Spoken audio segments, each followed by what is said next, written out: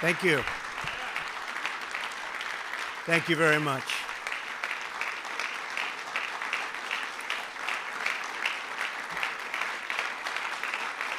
Thank you. Thank you very much, ladies and gentlemen.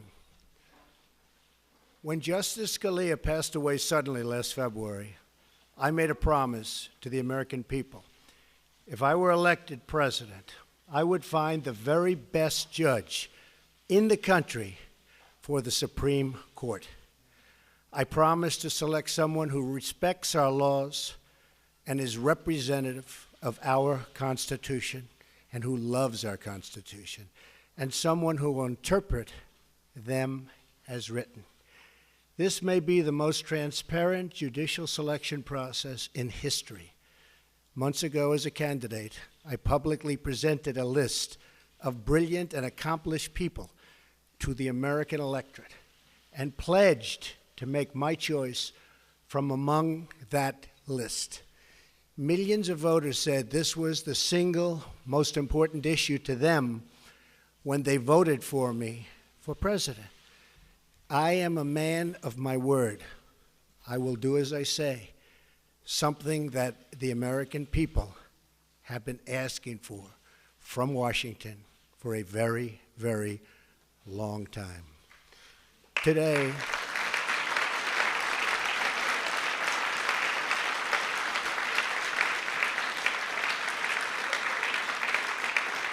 thank you. Today, I am keeping another promise to the American people by nominating Judge Neil Gorsuch of the United States Supreme Court to be of the United States Supreme Court. And I would like to ask Judge Gorsuch and his wonderful wife, Louise, to please step forward. Please, Louise, Judge. Here they come. Here they come.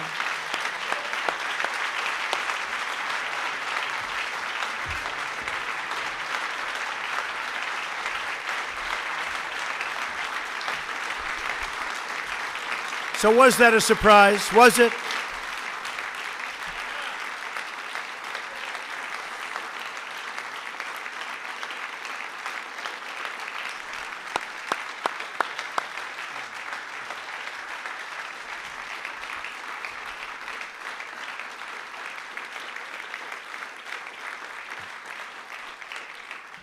I have always felt that after the defense of our nation, the most important decision a president of the United States can make is the appointment of a Supreme Court justice.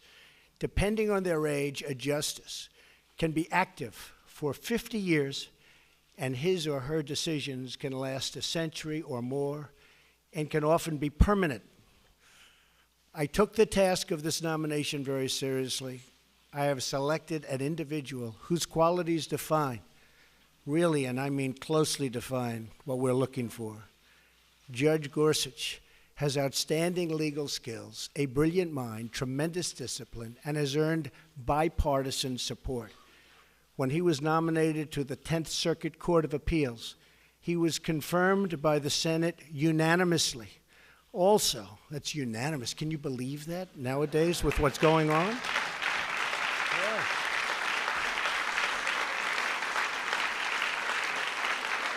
Does that happen anymore? Does it happen? I think it's going to happen, maybe again. Also with us tonight is Maureen Scalia, a woman loved by her husband and deeply respected by all. I am so happy she is with us. Where is Maureen? Please stand up. Thank you, Maureen.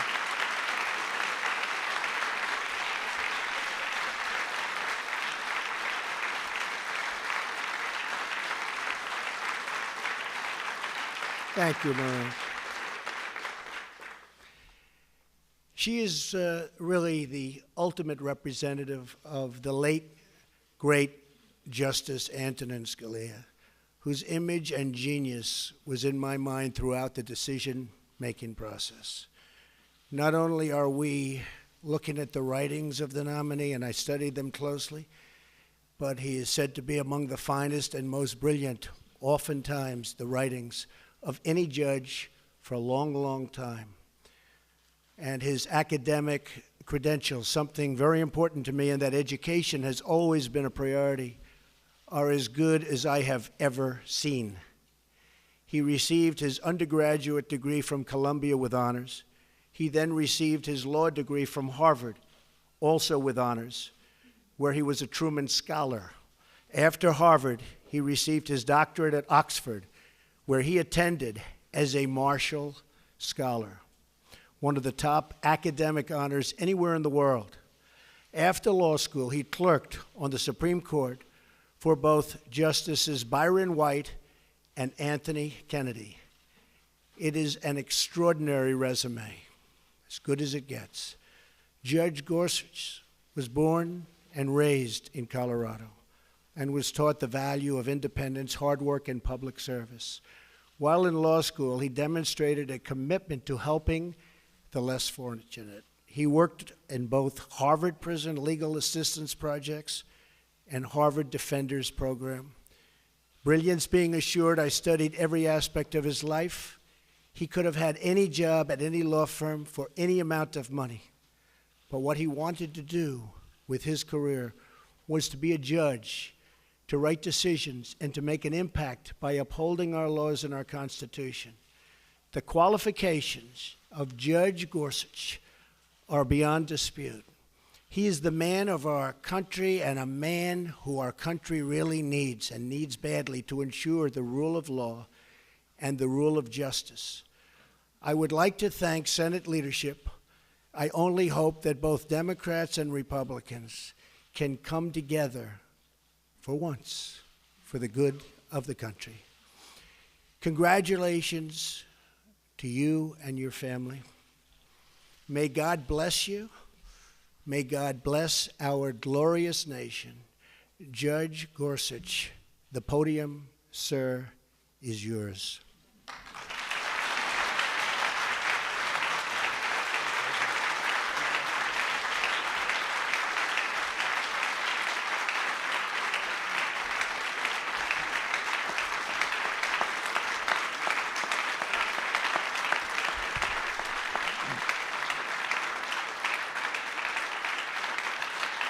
Thank you. Thank you. Mr. President, thank you very much. Mr. President, Mr. Vice President, you and your team have shown me great courtesy in this process, and you've entrusted me with a most solemn assignment. Standing here in a house of history and acutely aware of my own imperfections, I pledge that if I am confirmed, I will do all my powers permit to be a faithful servant of the Constitution and laws of this great country.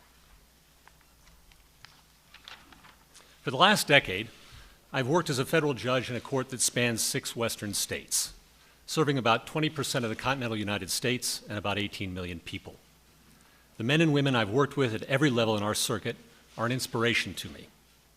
I've watched them fearlessly tending to the rule of law, enforcing the promises of our Constitution, and living out daily their judicial oaths to administer justice equally to rich and poor alike, following the law as they find it and without respect to their personal political beliefs. I think of them tonight. Of course, the Supreme Court's work is vital not just to a region of the country, but to the whole, vital to the protection of the people's liberties under law and to the continuity of our Constitution, the greatest charter of human liberty the world has ever known. The towering judges that have served in this particular seat of the Supreme Court, including Antonin Scalia and Robert Jackson, are much in my mind at this moment. Justice Scalia was a lion of the law. Agree or disagree with him, all of his colleagues on the bench cherish his wisdom and his humor, and like them, I miss him. I began my legal career working for Byron White, the last Coloradan to serve on the Supreme Court, and the only justice to lead the NFL in rushing. He was one of the smartest and most courageous men I've ever known. When Justice White retired, he gave me the chance to work for Justice Kennedy as well. Justice Kennedy was incredibly welcoming and gracious, and like Justice White, he taught me so much. I am forever grateful. And if you've ever met Judge David Sentel, you'll know just how lucky I was to land a clerkship with him right out of school. Thank you. These judges brought me up in the law. Truly, I would not be here without them. Today is as much their day as it is mine. In the balance of my professional life, I've had the privilege of working as a practicing lawyer and teacher. I've enjoyed wonderful colleagues whose support means so much to me at this moment, as it has year in and year out. Practicing in the trial work trenches of the law, I saw too that when we judges don our robes, it doesn't make us any smarter, but it does serve as a reminder of what's expected of us. Impartiality and independence, collegiality and courage. As this process now moves to the Senate, I look forward to speaking with members from both sides of the aisle, to answering their questions and to hearing their concerns. I consider the United States Senate the greatest deliberative body in the world, and I respect the important role the Constitution affords it in the confirmation of our judges. I respect, too, the fact that in our legal order, it is for Congress and not the courts to write new laws. It is the role of judges to apply, not alter, the work of the people's representatives.